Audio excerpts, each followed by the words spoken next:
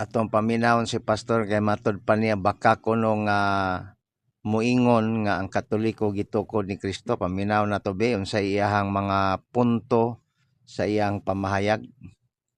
Tinuod daw ko nga sinugo ni Kristo, ngano daw nga wala man ko nagpasakop sa simbahan nga tinupod ni Kristo. Hoy, kuyawa po di mo igsoon, oy kuyaw kay nimo pangutala ba. Matud pa sa mga bata kapiling.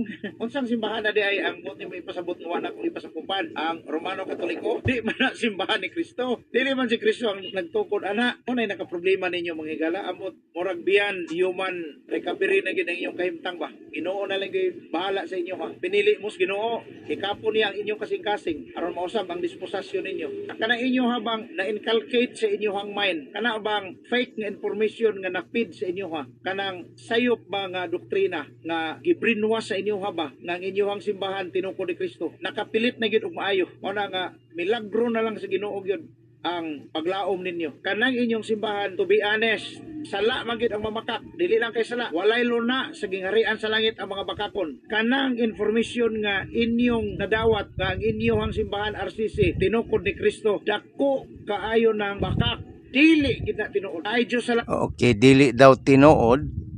Matod pa ni pastor nga ang Katoliko gitukod ni Kristo, dako ning bakak.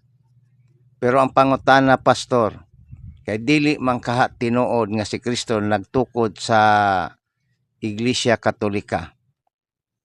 Kinsa mang tawhana nga imong ikatudlo nga ang Katoliko gitukod og ordinaryong tao nga sama kanato, makahatag baka og ebidensya o igo lang ka niingon nga bakak nga ang simbahang Katoliko gitukod ni Kristo? Mingon gani ka og sayop na nga simbahan dili na kang Kristo, na kay ipakita kinsay nagtukod, kanus gitukod, asang dapita gitukod nga ang Katoliko dili tinukod ni Kristo. Dili kay mingon lang ka nga bakak na pero wa kay gipakita.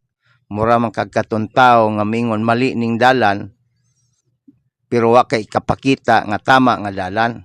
Sakto baday na busa kanang imuhang gi sulti nga bakak nga ang Katoliko gitukod ni Kristo, ang imong kapital ni ana ebidensya nimo laway lang. Samantala nga ang mga kasaysayan dili lang usa, dili lang duha ka kasaysayan nga nagisgot nga ang Katoliko mao ang unang Kristiyano nga gitukod ni Kristo. Mo na atong komentaryo, daghang salamat og mayong adlaw kanaton tanan.